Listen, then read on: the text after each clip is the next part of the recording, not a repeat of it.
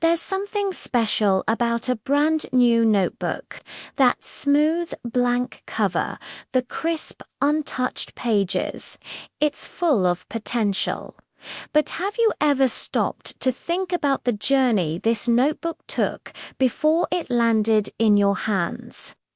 Today, we're going behind the scenes to see how paper notebooks are made, from raw material to the finished product you love. While the cover is important, the heart and soul of any notebook is, of course, its paper.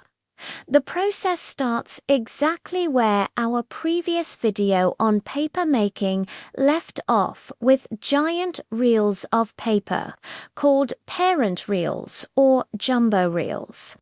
These reels can be miles long and are produced in paper mills specifically designed for writing and printing paper. The paper is often coated with a very fine clay or polymer mixture to prevent ink from bleeding through, giving you that clean writing experience. Now, a notebook isn't just one big block of paper. It's made up of multiple smaller sections called signatures. This is where the first transformation happens. The massive jumbo reels are loaded into a machine called a sheeter or a slit. This machine precisely cuts the wide paper web down into smaller, more manageable rolls, or directly into large, flat sheets that are the perfect size for the notebook's pages.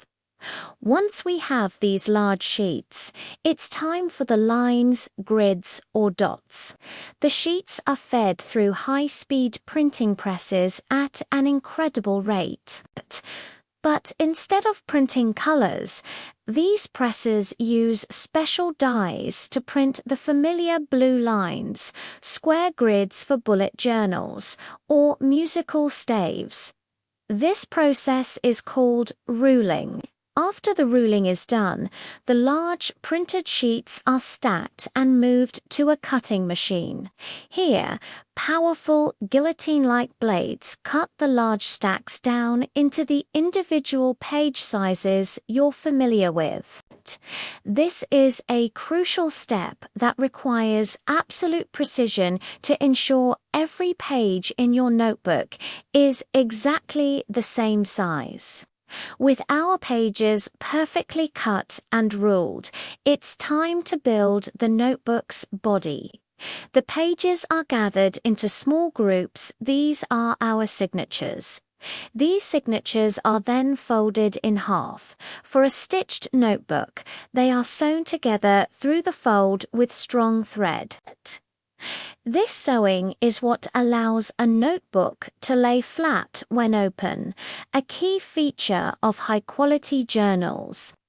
For more common glue-bound notebooks, the folded edges are ground down slightly, and a strong, flexible glue is applied to bind the pages together into a single block.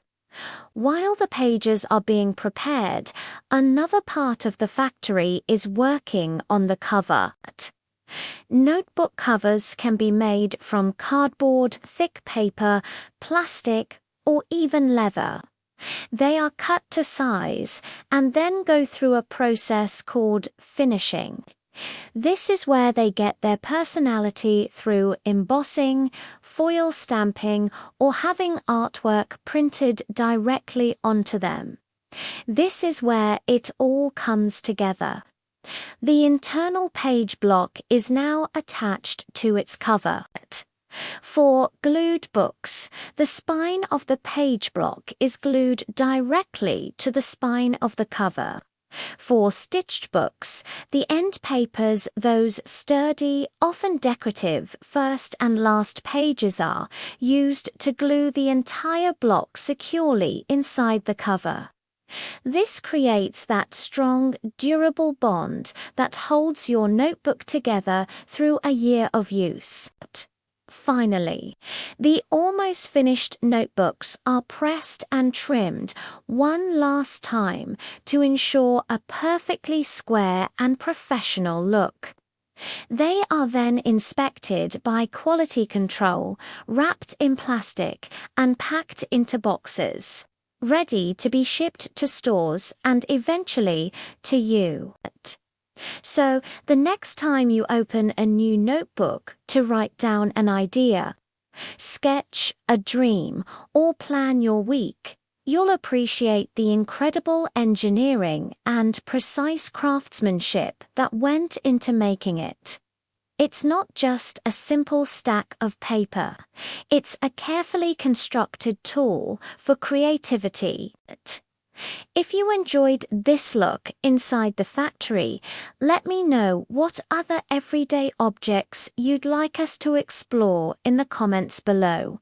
Don't forget to like and subscribe for more. Thanks for watching.